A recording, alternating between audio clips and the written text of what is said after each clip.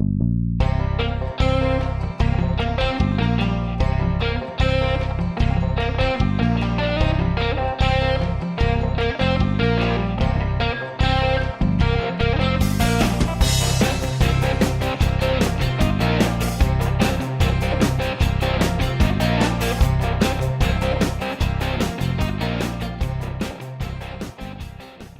Trapper Rod fans. Today I want to talk to you about a concept called maximum point blank range. It's about a week before deer season here in Missouri. It's going to start up next weekend. A lot of guys are going to be out sighting in their rifles. And I noticed something particularly with hunters.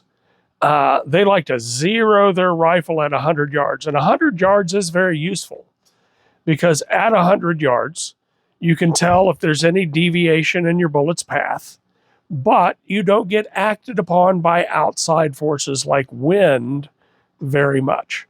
So you can shoot at 100 yards with a slight crosswind, and it's not going to affect your zero that much. But you don't exactly want to zero your rifle at 100 yards. There's an old adage with the 30-06 mainly. It's like, oh, you needed an inch and a half high at 100. And that is actually kind of the concept of maximum point blank range. But let me go into detail. So in order to figure maximum point blank range, you have to know the ballistic coefficient of your bullet. That's not hard to find, even on factory ammo. And you have to know the approximate speed of your bullet. If you don't own a chronograph, you can usually, you can probably rent one from a range, or you can talk to a buddy. Maybe they have a chronograph you can use. The two that I use are the magnetospeed and the lab radar. I just got the lab radar. There are old-fashioned light chronographs that can give you the same measurements. They're just a little more difficult to use. So you need to know the approximate speed of your bullet. If you can't get a chronograph, it'll tell you on the outside of the box approximately the speed that that bullet will go. Usually that's out of a 24-inch barrel. Sometimes they'll tell you. So if you're using a 20-inch barrel or an 18-inch barrel, you can generally take about 40 to 50 feet per second off of that for every inch of barrel under 24 and get a pretty close idea of your muzzle velocity of your bullet. And then you can plug those numbers into a maximum point blank range calculator. That calculator I'll put down in the comments so that you can plug in your numbers and find your maximum point blank range. The next piece of information you need to know is how big the kill zone of the animal you're going to be hunting is. So we all know that kill zones aren't circles. They're usually kind of an oblong thing with the heart and the lung area here. But if we drew a circle kind of in the middle of it, that's what we could conservatively call our kill zone. For a white-tailed deer, it's about 7 to 8 inches. For an antelope, it's about 7 inches. For a coyote, it's about 4.5 inches. For an elk, it's about 15 inches. It depends on what you're going to go hunting with that rifle. So let's just say, for the sake of this demonstration, that you are a whitetail hunter and you have an 8-inch kill zone, but you want to be a little conservative, and you're going to call it a 7-inch kill zone. So anywhere in that 7-inch circle that you put a bullet is going to be proper bullet placement. We always talk about how proper bullet placement is what kills animals, not the cartridge or the speed or the bullet per se, but proper bullet placement. So anywhere in that 7-inch circle is proper bullet placement. So that's the next piece of information you want to decide is, what is the kill zone of your animal? You plug that into the maximum point blank range calculator. And then when you get done with that, you can go to the atmosphere. Right here where I live in Missouri, it's about 1,000 feet of elevation. Some of the places I hunt are around 4,000 feet elevation. Elevation is usually pretty good for about 2,000 feet, one way or the other. It just measures really the density of the air. So I usually, even though I live at 1,000 feet elevation, I usually set my elevation to 2,000 feet when I figure maximum point blank range. And that gets me all the way down from sea level all the way up to 4,000 feet of elevation without too much change on my bullet.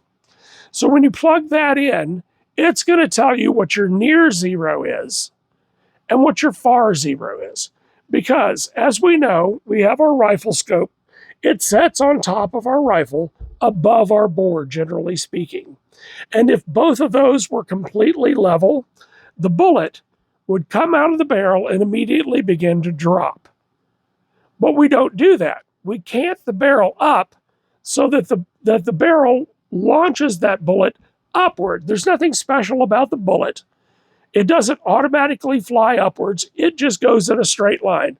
So we have our bore that goes up, and then the bullet crosses the line of sight, usually somewhere between 20 and 60 yards, depending on the rifle.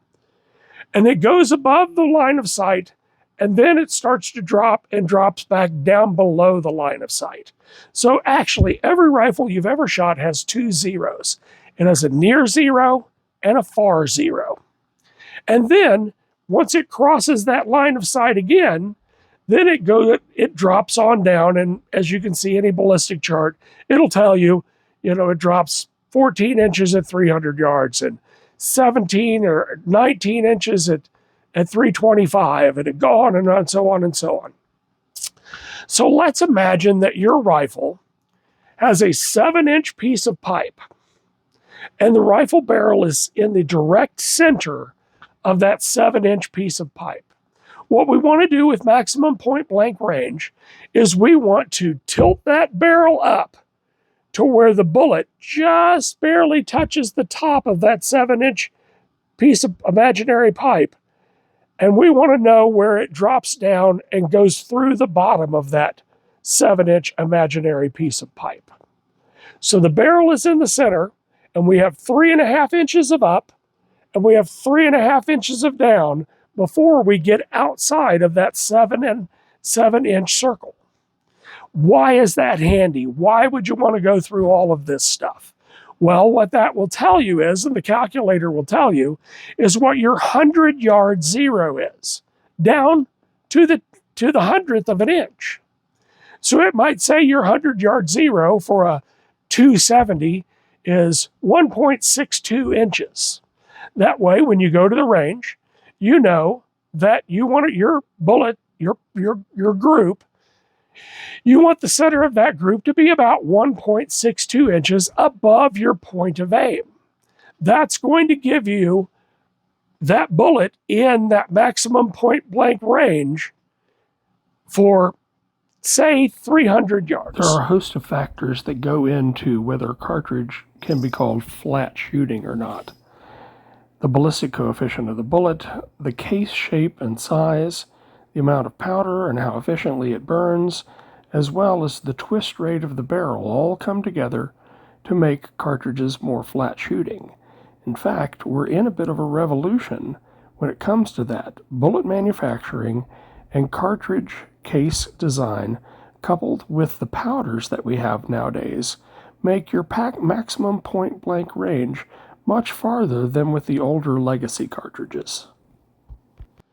As you can see on this picture, this is one of my computations for my 25-06 shooting 117 grain bullets, and they run about 3,180 feet per second. With that, I chose about a 7-inch kill zone because I hunt antelope and I hunt whitetail with that rifle.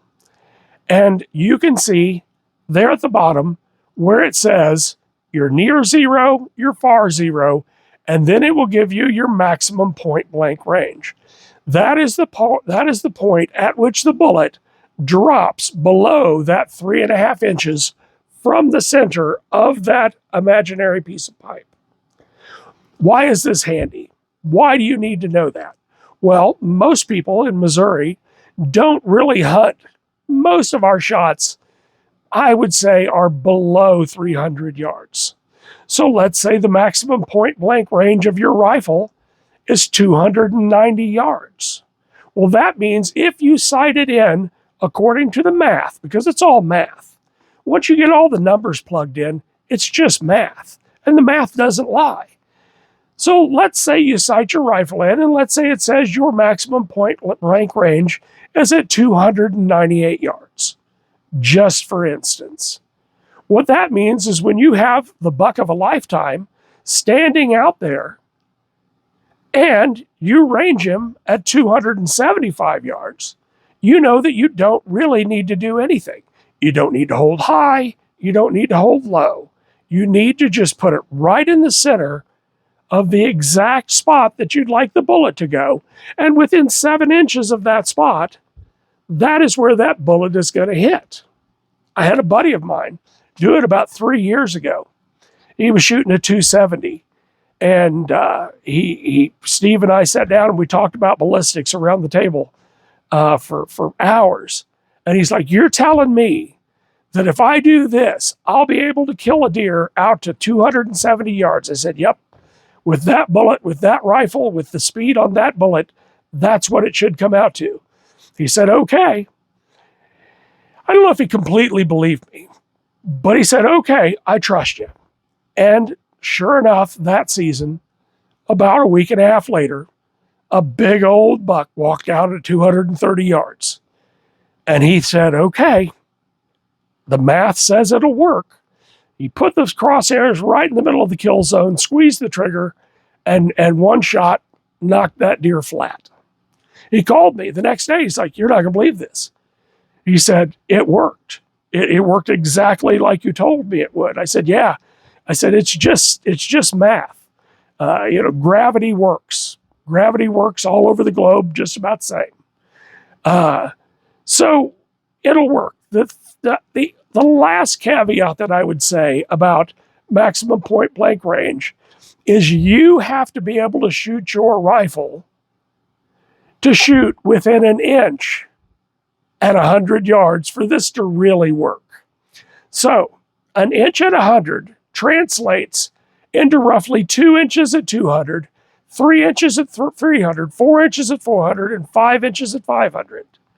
So your rifle pattern, your group, is going to open up the further you get from the muzzle. It's just going to. So you have to be able to shoot your rifle. Let's say you have, God help them, a Mossberg Patriot. I worked on one. I tried, I don't know how many, 5 different bullets, 5 different powders, 3 different primers, and we could not get that thing to group under 2 inches. So let's say your gun won't group under 2 inches. Well, 2 inches at 100 is 4 inches at 200. It's 6 inches at 300 and 8 inches at 400. You limit yourself by the size of the group that your rifle can shoot. So if you're shooting at 700 yards, which I killed my antelope this year at about 615, that means if my rifle shoots an inch group, that's a 6-inch group at 600. But as a 2-inch group, that's a 12-inch group, and that's not an ethical shot. So your rifle has to be able to maintain the minute of angle accuracy for the distance that you think you're going to be engaging your targets. But once you get the maximum point blank range figured out, and if you have a chronograph, so much the better, then you know that out to a certain distance, it's absolutely just a dead-on hold. And if you use your ballistic calculator, you'll be able to see in 50-yard increments past that. Oh, okay, at 296, I'm at point blank range. But at 3 1/4, I'm 5 inches low. Okay, well, that's a top of the back hold. Well, at 375, I'm 20 inches low. Okay, well, on a white-tailed deer, that's roughly about his eyeballs. Oh, well, I'm 30 inches low. Well, that's roughly about the middle of a good-sized rack. By then, though, when you get out 500-600 yards, you're really going to have to start looking at wind. And that's a whole nother subject, and not a subject that point blank range will solve for you. But I wanted to give you this lesson about maximum point blank range because so many hunters don't understand how they are absolutely handicapping themselves by putting their rifle groups in the center of their line of sight at 100 yards. you could be shooting a 6.5 PRC. But if you or a 300 Win Mag or a 7 Psalm, and if you're zeroing it, putting your groups exactly in the center at 100 yards, you might as well just go trade that in and buy you a 308 or a 30-30, because any reputable deer rifle will shoot those groups. But if you figure your maximum point blank range and you sight it in at 100 yards, because we don't have a lot of outside forces acting, like wind, if you sight it in for the correct height, then you can shoot your rifle hundreds of yards further than you ever thought you could, safely and ethically. So that's it. Think about it. Look at some of the graphics that I played here in the video, review them, and decide whether you want to try maximum point blank range for your rifle for your next hunting trip. I'm telling you, it's going to make your life easier. Well, that's all for today from Trapper Rod's Outdoor Pursuits. Thank you for stopping by, and God bless.